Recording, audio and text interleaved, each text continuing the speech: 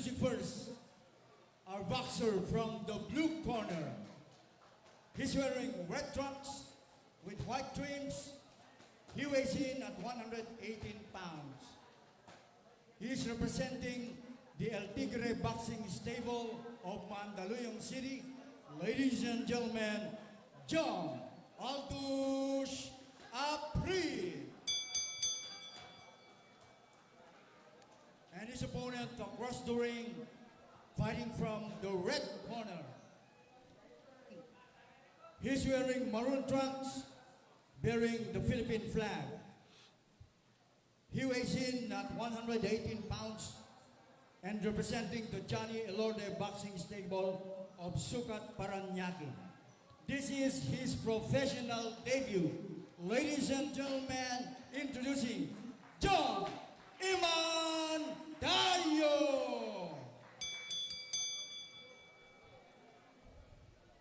Your referee, Alfie Mosol, for the final instructions. So it will be Dayo versus Aprid. 4 rounds, bantamweight division. Yung naka-maroon ay yun po yung Dayo at yung Aprid ay yung naka-bright red. Isa represents El Tigre. The other one represents Johnny Elorde Boxing Stable. So we'll see yung Aprid merong isang laban. I think may isang talo siya dun sa pro debut niya. So we'll see kung sino ang magiging matagumpay dito sa laban na to. Round number 1.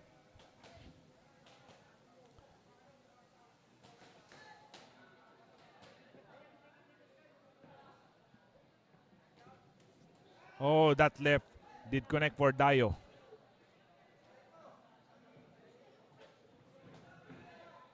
And early jitters dito sa round na to between two young fighter. That left connected for Dayo.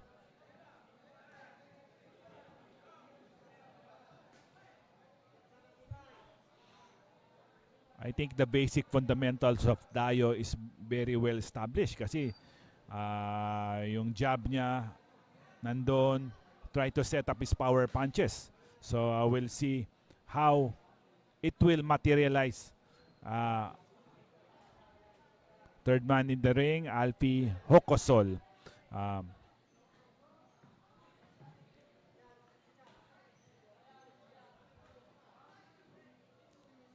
Again, Dayo trying to establish his left jab. Abang-abang sila. Oh, that jab did connect again. The basic punch sa boxing para sa akin in jab, set up everything. So, kung yung jab mo ay maganda, ayan, ay magandang fundamental na kaalaman sa pagbaboxing.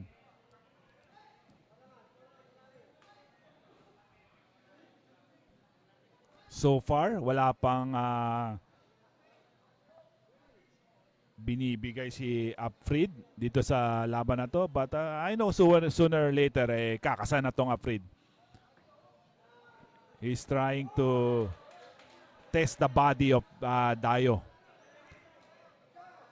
Technically, parang debut to pareho. Yung isa, may isang laban na. Yung Aprid.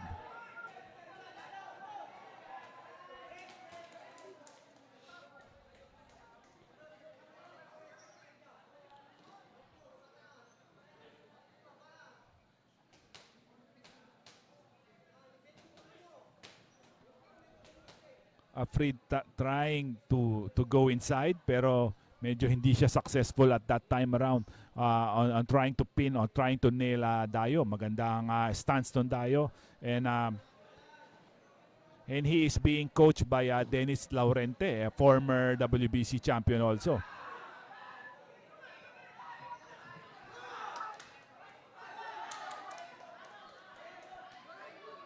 Ten seconds left of round number 1.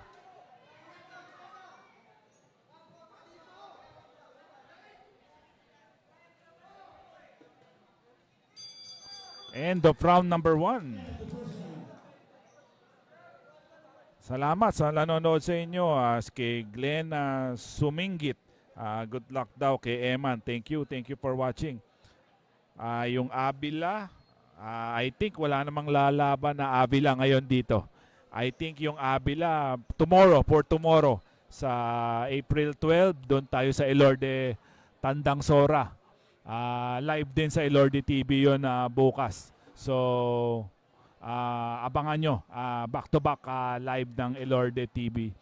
Today and tomorrow meron pong pa-boxing ang Elorde TV for you.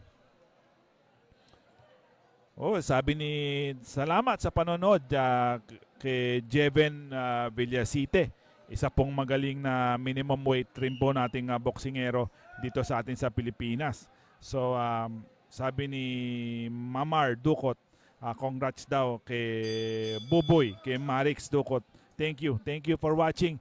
Continue to like and share this video para marami pa pong makapanood. That left did connect for Dayo. That stun Afrid.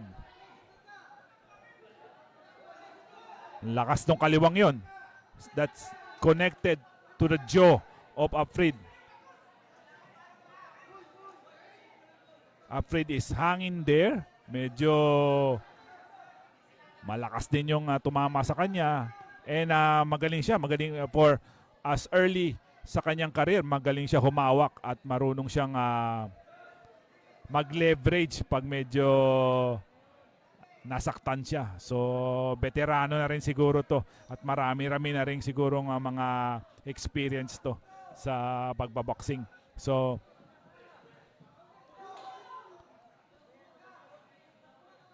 slip, Bordayo.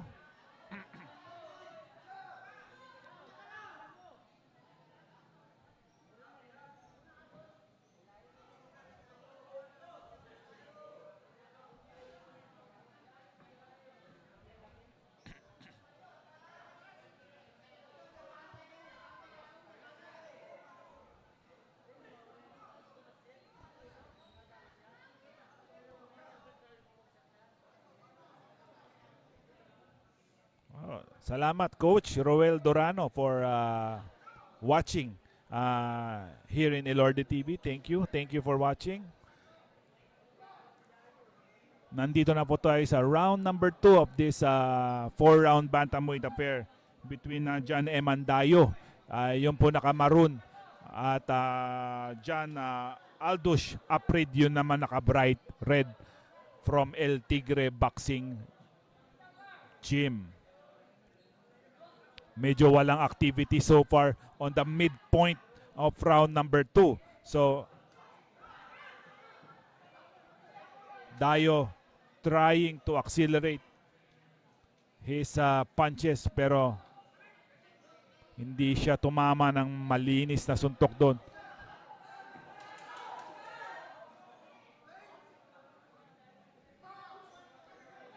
$20 left on round number 2. Schedule for round po tayo Yung Dayo po ay pro debut niya ngayon. So I think he is holding his own dito sa unang salang niya sa pagbaboxing niya.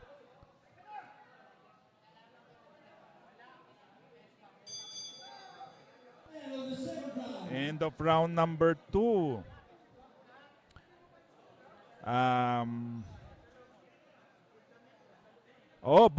Bukas po yung Avila.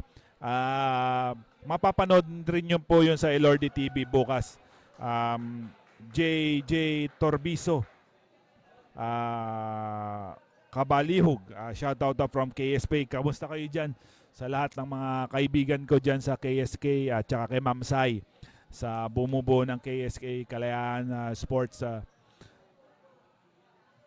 Again, I am your commentator for today's event, Alvin Esco of Real Fight PH. Pag may oras po kayo, kindly like and share Real Fight PH po para naman na masustain din namin yung mga ginagawa namin doon. Thank you po very much. And we're heading to round number 3 of this bantamweight affair between John Emandayo of Johnny Elorde Boxing Stable against John Aldrich Aprid. Kamusta po kay Ferlin Flores po? Salamat po sa panonood ninyo. Round number 3 na po tayo.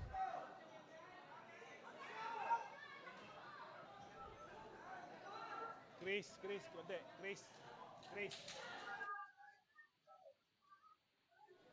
Round number 3. Schedule for round po. Tingnan natin kung may action tayo sa round number 3. Medyo nag-taper off a little bit yung action ng round number 2. So we'll see if these two boxer will create some opening para sa mga punches nila.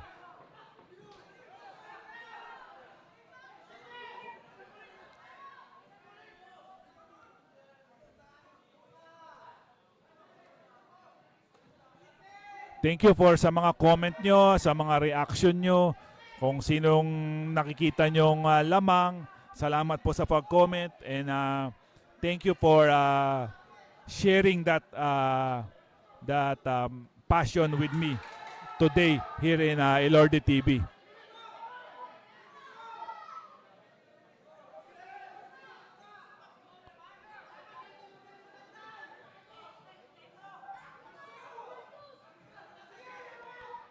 Ang nawala kay Dayo yung jab niya.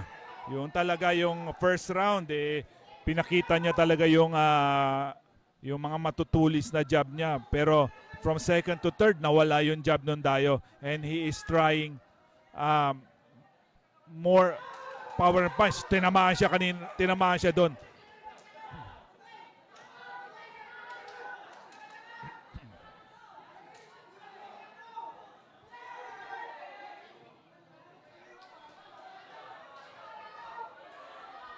Barely 1 minute left sa round number 3. So, medyo nawala sa opensa yung Dayo ng second and third round. Medyo medyo nag-iintay siya.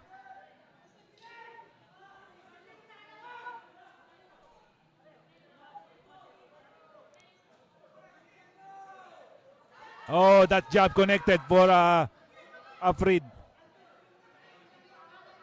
So far, medyo yung activity ni Aprid medyo nag-step up dito sa round number 3. 10 seconds left on round number 3. End of round number 3.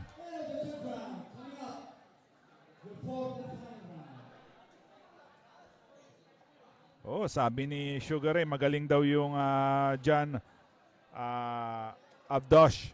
So, sabi ni JR, shoutout daw kay Tiny.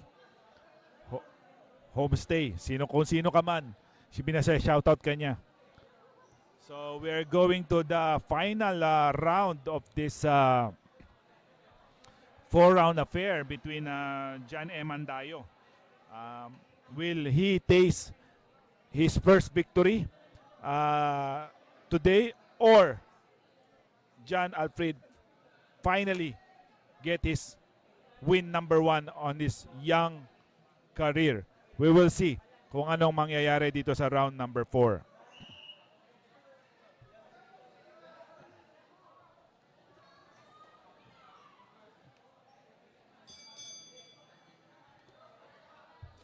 Round number 4. Kailangan siguro both boxers ibuhos na nila lahat ng makakaya nila dito sa laban na to, kasi medyo sa paningin ko lang medyo dikit-dikit din tong laban na to.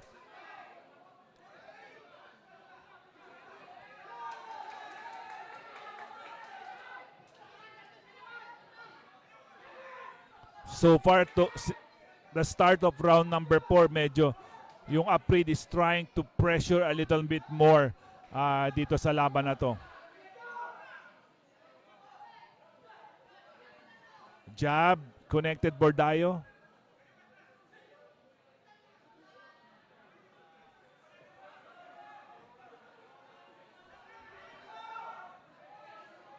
Both fighters waiting, waiting, and waiting. Oh, ang daming nagko-comment. Salamat sa pagko-comment nyo ha, sa sarili nyong opinion kung sino ang lamang, sino ang mananalo, at kung comment lang kayo dyan, and we'll see a little bit later kung tama yung mga na-comment ninyo. A minute and 35 seconds left on round number 4. Final round na po to. 4 round affair lang po to. Medyo short yung 1-2 combination ni Dayo, pero tumama siya ng kaliwa. The left straight did connect for Dayo.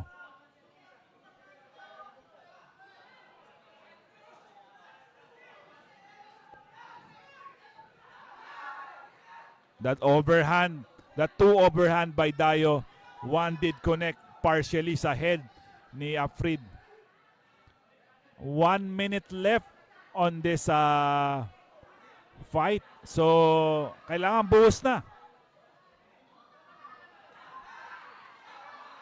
Ganda, pumasok yung straight ng Dayo to the body. He is now aggressive. Oh, that 1-2 connected for Dayo.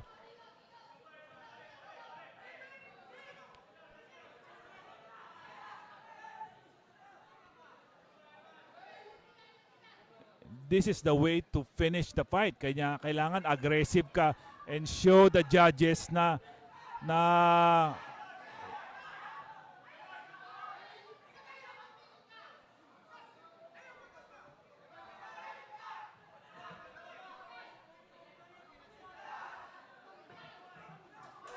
yun, tumama rin ng kaliwa yung Afrid on the 10 seconds left on round number 4. Who will be the victory?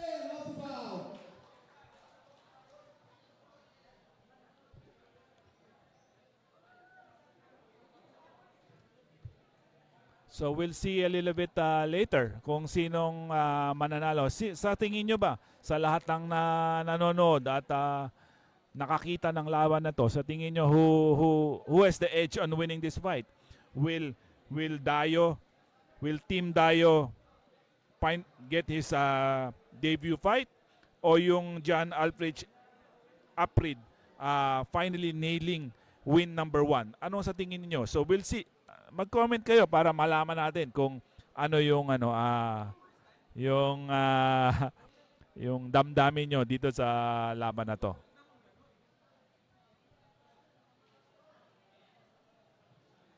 Sabi ni client Gear, panalo daw yung Dayo. So sabi pa niya ano daw UD. So titingnan natin, ito na yung official announcement ng decision.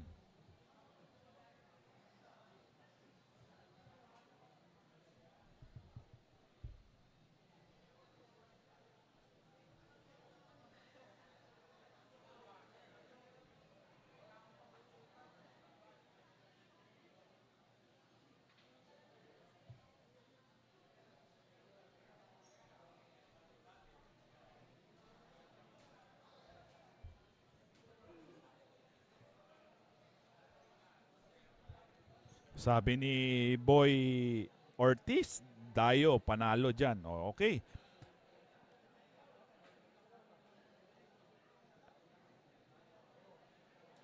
Ito na, official announcement ng winner. Ladies and gentlemen, after 4 rounds of boxing, we go to the scorecards of our 3 judges.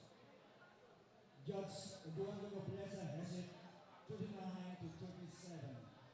Judge Elmer Casillas has it 39 to 37. And Judge Danilo Lopez has it 39 to 37. And we have a winner by unanimous decision, John Eman Dayo. Ayun na po, the official decision, John Eman Dayo winning by unanimous decision over John Afrid.